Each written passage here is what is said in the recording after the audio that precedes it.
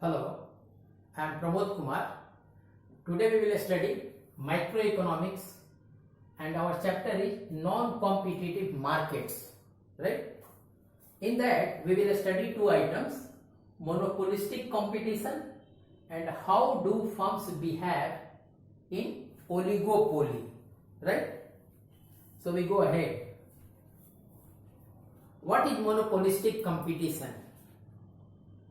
It is a market structure where there are many firms in the market and firms are free to enter or exit the market, and the products that they deal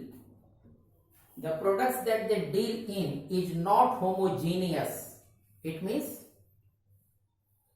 these two products are not homogeneous. These two products are homogeneous, right?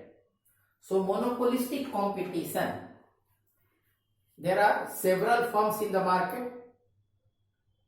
Firms are free to enter or exit the market, and the products that they deal in is not homogeneous, right? Most of the time we find these kind of market structures, monopolistic competition. So this kind of structure is more commonly visible to us, that we see around us. For an example, suppose we consume tea, so we buy tea leaf. Suppose in the market there are varieties of tea leaf being sold. So certain consumers, they become interested with a certain brand, and other consumers become interested with other brands. There are many in the market, tea leaf, Tata, Tej, this, that. So what happens? Brand is different, price is different, packaging is different, and slightly taste is also different. So what happens? When the price changes, people shift from one brand to another brand, right? Suppose there are two consumers, I am one, you are the other one. Right now the price is 10 rupees per kg, and the price moves to, at 10 rupees I consume A brand. When the price increases to 10.5 rupees per kg, I shift to B brand. But you don't shift, you are not shifting. But when the price becomes 11 rupees per kg, you also shift to B brand. A brand price was 10, myself and you were buying the same brand. The price increases from 10 to 10.5 of A brand. Then I switch over to B brand, but you don't switch over. When the price becomes further increases to 11, you switch over to B brand. So for me, 5% change in the price is required, increase in the price is required to shift from A to B brand. For you, 10% increase in price is required for you to shift from A to B brand. So the change in price for a consumer to shift from one brand to another will vary. I have shifted at 5% increase, you have not shifted. You have shifted at 10% increase. So what happens gradually, when the price keeps on going down, people keep on moving from, shifting from brand A to brand B. Right? People keep on shifting from brand A to brand B. That's why it writes the price difference required for the consumer to change the brand consumed may vary. I moved at 5%, you moved at 10%. Therefore, if the price of a particular brand is lowered, in lieu of 10, if it is made 9.5 or 9, more people will come to brand A. When the price was increased, people moved away. When the price is reduced, people moved in. Right? If the price of a particular brand is lowered, some consumers will shift to consuming that brand. Which brand? Which price has gone down. Further, lowering of the price will lead to more consumers shifting to the brand with lower price. So, the product with the brand where the price has gone down will attract more consumers as compared to those products whose price has not gone down or it has gone up. Hence, it results into two things. The demand curve for a monopolistic firm is not horizontal. Horizontal means perfectly elastic. As is in the case of perfect competition markets, right? So the firm here doesn't face a horizontal demand curve, but horizontal demand curve is available in perfectly competitive markets, and horizontal demand curve is perfectly elastic, right? Another thing what happens, this firm doesn't face demand curve like a monopoly. Monopoly demand curve we have seen in the last video. What is this? This is the monopolistic firm is the price maker. It decides at which price it will supply what quantity. Whether it will supply Q0 at P0 or Q1 at P1. Right? So, in this case, the firm doesn't face a horizontal demand curve which is perfectly elastic and which is found in perfectly competitive markets, and it also doesn't face market demand curve as is faced by the monopoly, right? So, the demand curve faced by the firm is not horizontal. It's not horizontal, perfectly elastic, as is the case with perfect competition.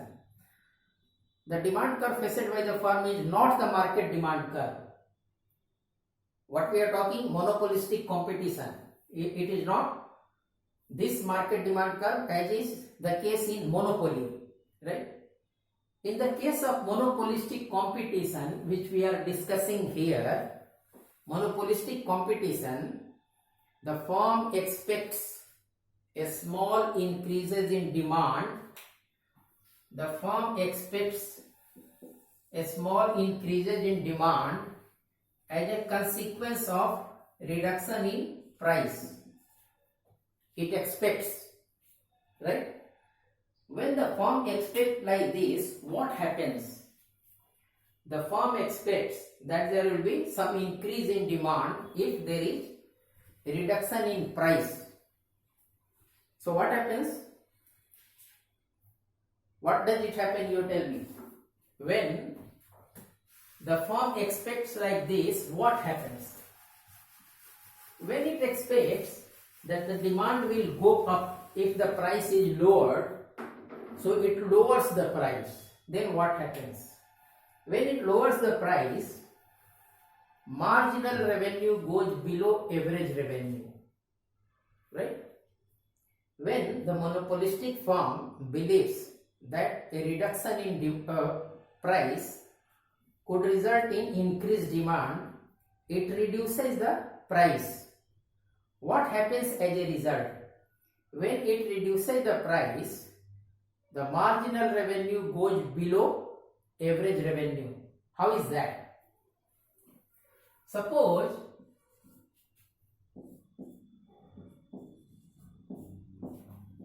I have produced 9 units at 10 rupees per unit.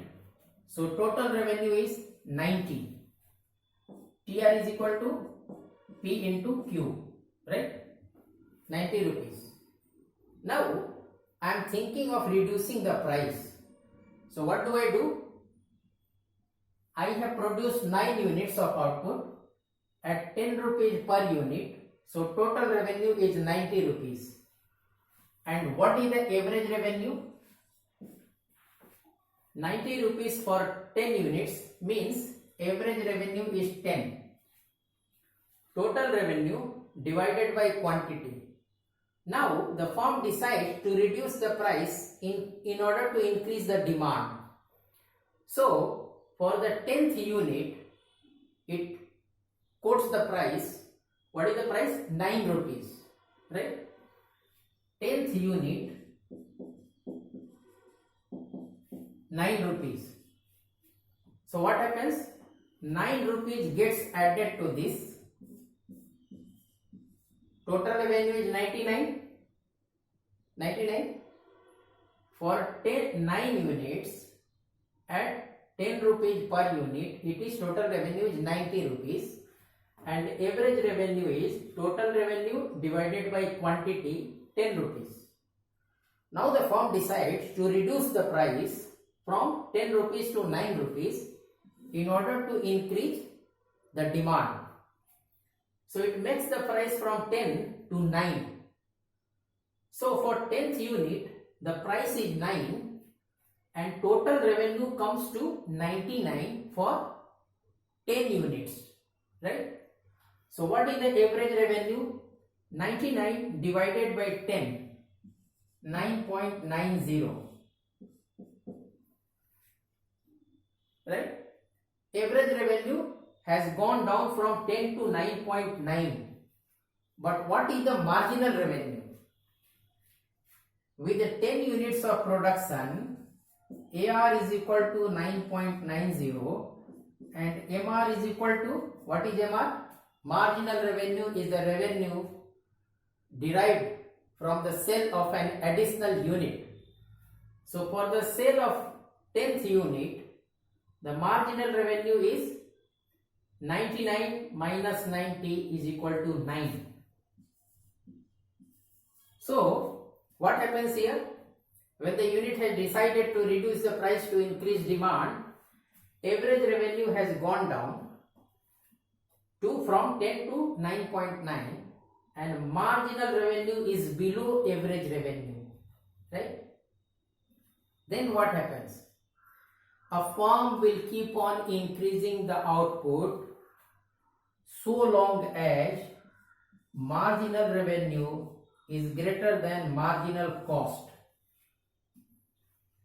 A firm will keep on increasing the output so long as marginal revenue is more than marginal cost.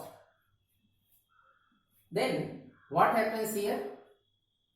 Here average revenue is higher than marginal revenue, right? Or marginal revenue is lower than, marginal revenue declines and average revenue also declines.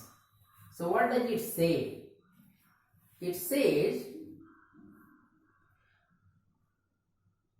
in the case of monopolistic competition, the firm expects a small increase in demand if it lowers the price.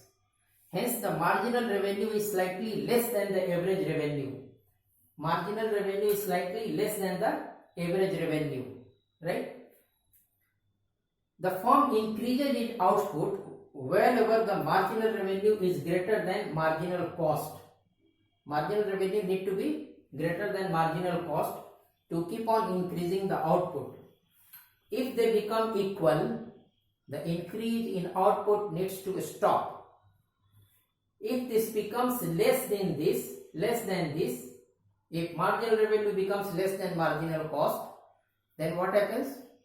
The output needs to be reduced, right? The firm increases its output whenever the marginal revenue is greater than the marginal cost. But since the marginal revenue is lower then the price, what is the price? Since the marginal revenue is lower than the price, what is the price? AR is the price, right? We have already discussed AR is equal to TR upon Q. And what is TR? TR is equal to P into Q upon Q. So, AR is equal to P. Average revenue is equal to price. So, what happens here?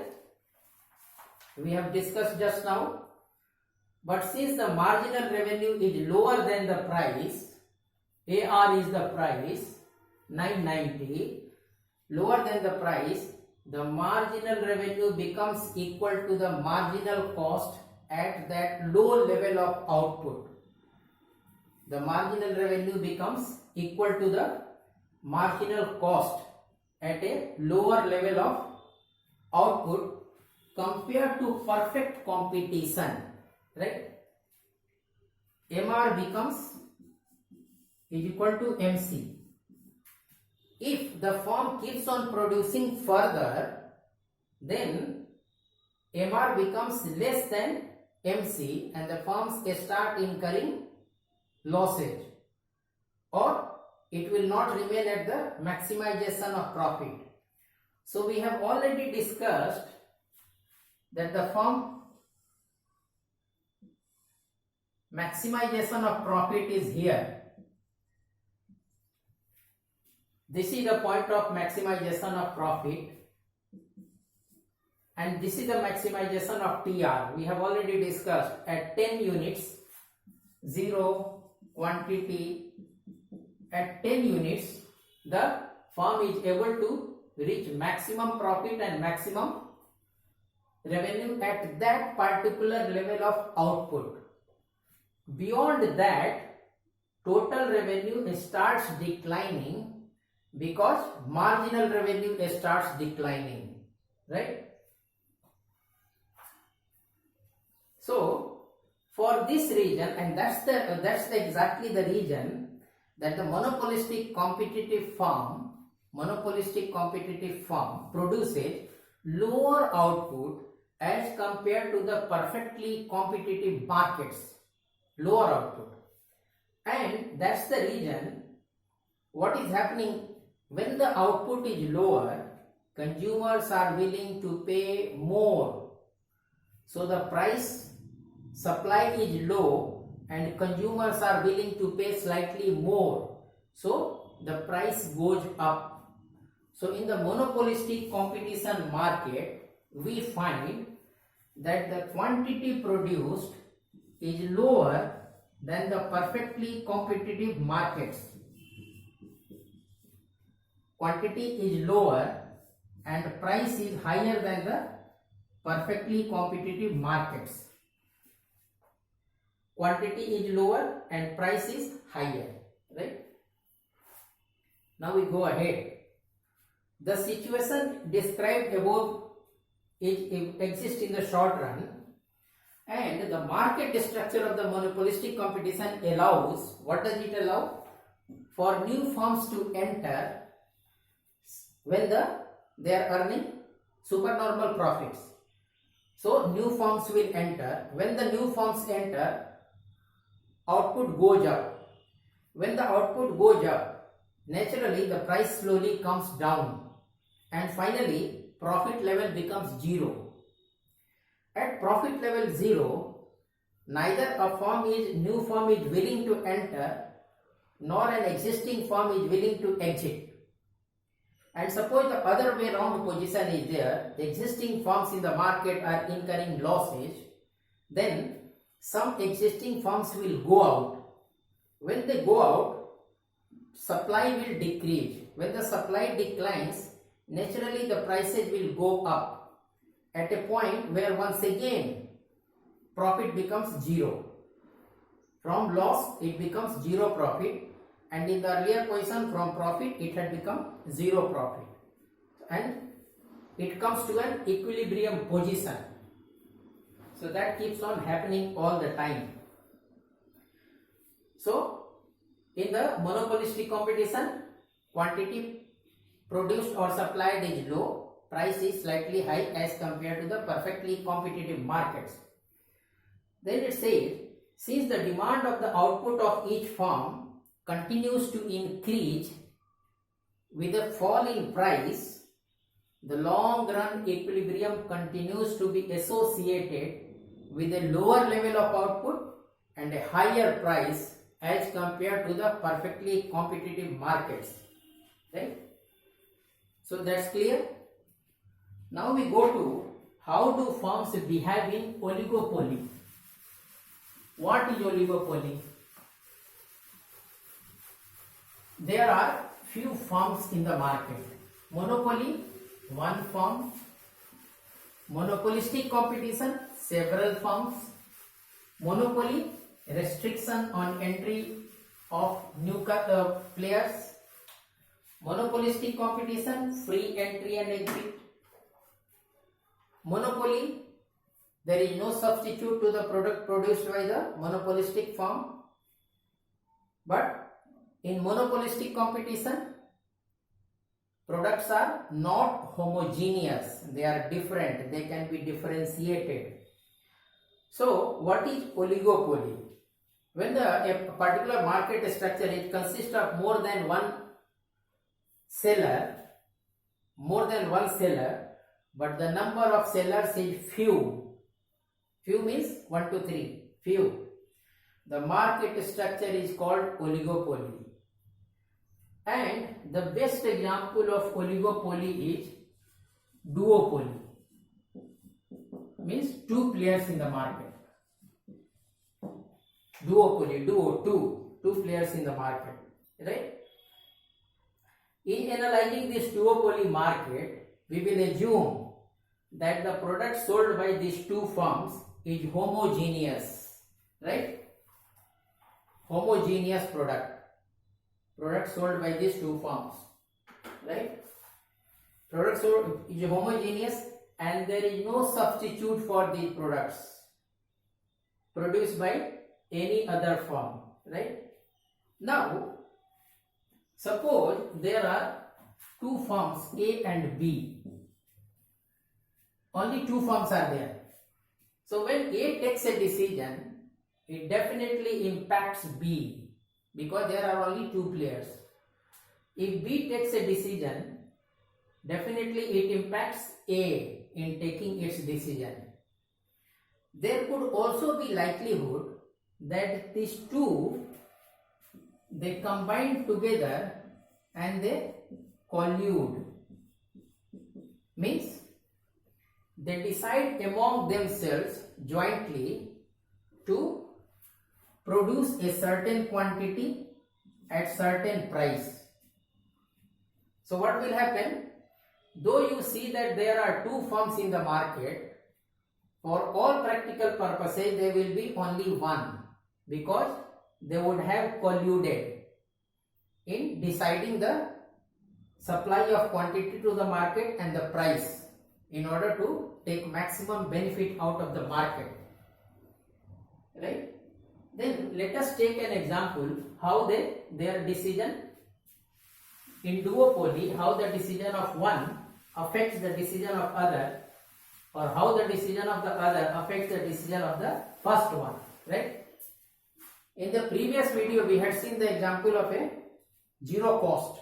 What was the zero cost monopoly?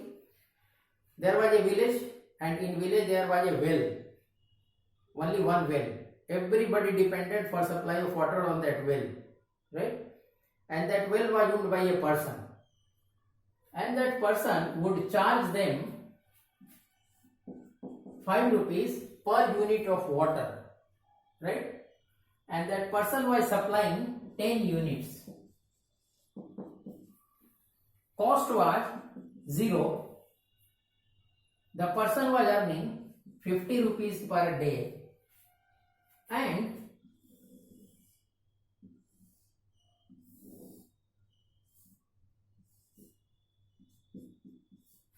the person was getting maximum total revenue at this point when the person was supplying 10 units of water at 5 rupees per unit, right?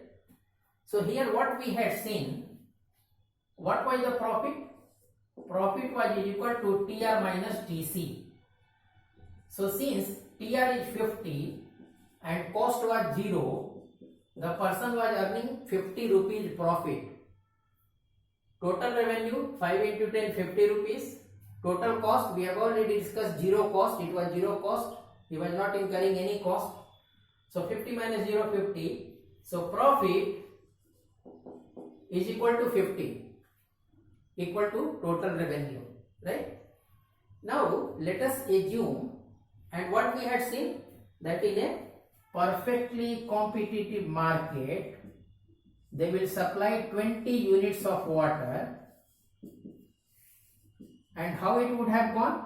The price would have gone from 5 to 4 to 3 to 2 to 1 to 0, and the quantity would have reduced from increased. In monopoly it was 10, 12, 14, 16, 18, 20. With 20 units of water having been supplied at 0, price kept on going down and quantity kept on increasing in the perfectly competitive markets, right? So generally it has been found that in monopoly they supply 50% of what is the market demand in order to maximize their profits and get maximum out of the business, right? So in our analysis of duopoly, there are two firms, A and B. So B is not producing anything, not supplying anything. So A sees, what does A see? A sees that demand is 20, right?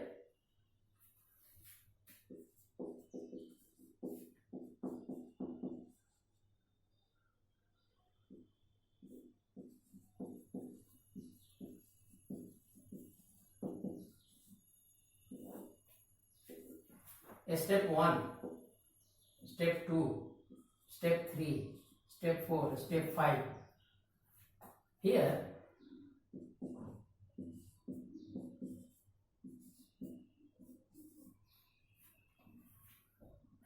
there are two players, duopoly, and the same well in a village. So firm B supplies 0. Firm A sees that market demand is 20. We have already discussed market demand is 20. Monopoly firm was supplying 10, 50% of the market demand. So A decides to supply half of the demand, market demand, right? Half of the market demand. Half of market demand is equal to, market demand is 20, half. Now what happens? B sees that even now 10 units of market demand is still unfulfilled. Total market demand is 20. A has fulfilled half of that. So half remains. What is that half? 10. So B supplies half of that. So what will B supply? B will supply half of that, means half of what? Half of this. As we have discussed, they supply 40% of the market demand. So initially first stage B supplied 0. A found that the market demand was 20. So A supplied half of 20 is equal to 20 upon 2. B found that total market demand was 20. 10 was already supplied by A, so 10 was remaining. So B decided to supply half of that remaining demand. So 1 upon 2, B will supply what? 20 minus, B will supply 1 upon 2, 20. Right? What will B supply? Total total market demand is 20 minus half is already supplied by A. So whatever remains of that half will be supplied by B at this stage, third stage, is equal to 20 upon 2 minus, you can see this yourself, 20 upon 2 comes here and 20 upon 4, 4 means 5. So half of 20 is 10, half of 20 is 10, 20 minus 10 is equal to 10 and half of 10 is 5. So 20 upon 4 is equal to 5. So this will supply. Next stage, what will happen? A will supply. What A will supply? You see here, half of, what is happening? Half of whatever is left.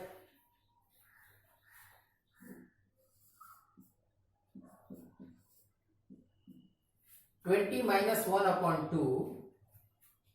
Here 20 minus 1 upon 2.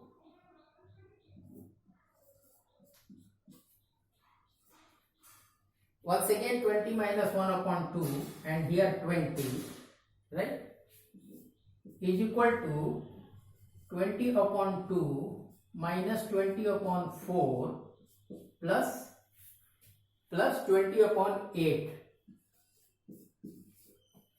And in the fifth stage, what will B supply? Once again, B will supply 1 upon 2 of what? 1 upon 2 of what? All this.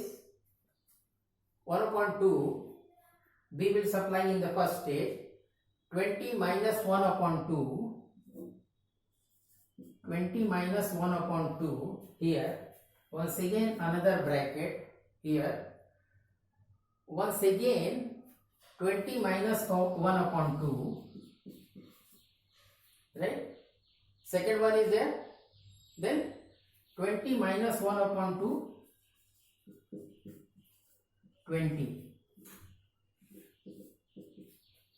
This way we will come to a total of, to be supplied by one form, 20 upon 2 minus 20 upon 4 plus 20 upon 8 minus 20 upon 16 plus 20 upon 32 minus 20 upon 64 plus 20